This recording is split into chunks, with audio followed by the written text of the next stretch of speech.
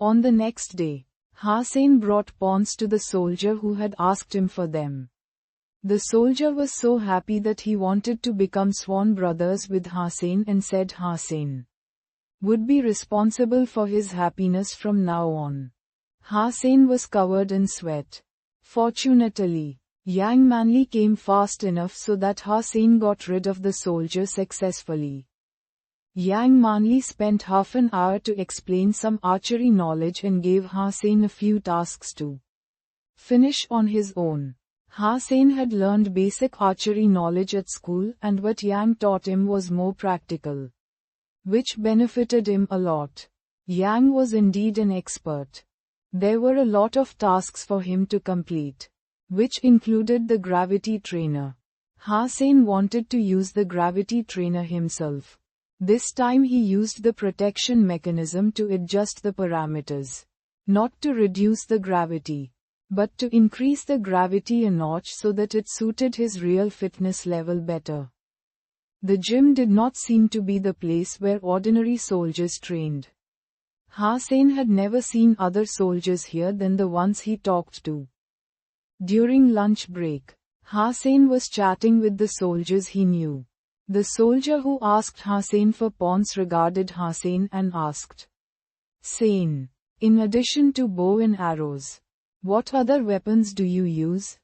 Quote, "Dagger." Hussein showed him the Z steel dagger. Hussein only knew the nicknames of these soldiers. This guy's name was Gambler.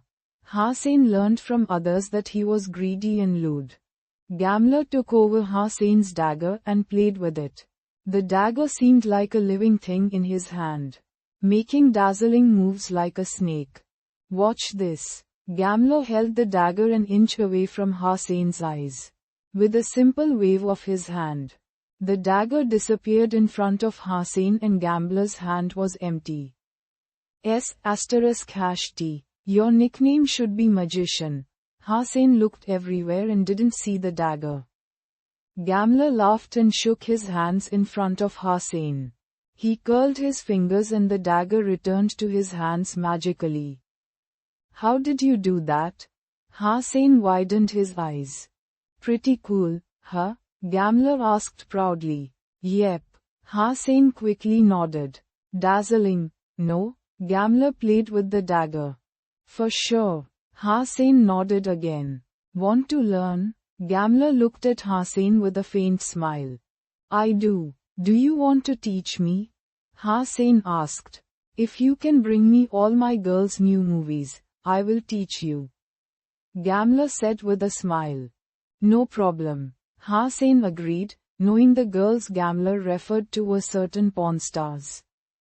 Although it cost some money to buy new movies, Hussein really wanted to learn these tricks. "Come, we will find a place so that I can show you." Gambler took Hussein aside and told him the key to it. Hussein then found out that it was not really magic but finger tricks.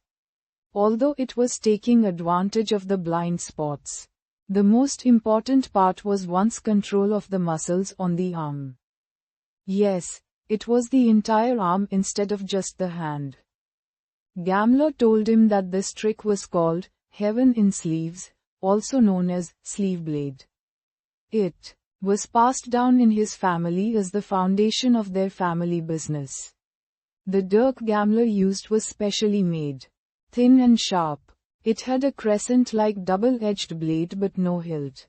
Gambler was playing with one dirk in each hand, and it looked like there were two butterflies dancing around his hands, which was amazing to watch. "How long will it take for me to become a master like you?" Hussein looked at Gambler enviously. Gambler smiled. "I started at the age of 3 and became better at 7.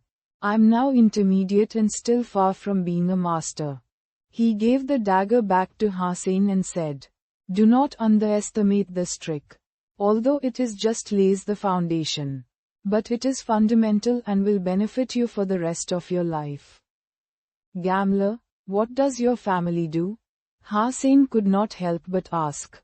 "Aha, you will never be in our business and I do not intend to let you." I'm just showing you a trick. You could practice it if you think it is fun.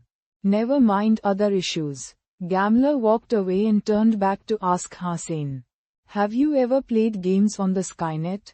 Quote, really? Hussein had spent all his time trying to survive, and had no time for games. Go play a Euro Hand of God. It will help you learn this trick. If you can level up in that game, you will be getting somewhere with this trick. Gamler pointed to the holographic training machine. Hussein was very interested in Sleeveblade. So he went to check out Hand of God on the holographic training machine. Soon he understood why Gamler asked him to play this game. This was a holographic game. Its idea was like whack-a-mole. But instead of using fingers alone, the spots to touch could appear everywhere around one's arms. One must use all muscles rationally to hit all the spots to pass a level. It was highly demanding for one's dexterity and accuracy. In addition to the beginner level, the game was divided into 3 levels: Evolver, Surpass and Demigod. The intention of the classification was obviously to correspond with the 3 phases of God's Sanctuary, and to guide players to choose the right level. Hussein first chose the beginner level. Actually, when Gamler said, level up, he meant to clear the beginner level. As for which level Gamler himself was in, Hussein had no way of knowing. Soon, Hussein was hooked. He was not that smooth in the beginning, but was soon addicted to the satisfaction gained from hitting rapidly as he got familiar with the game.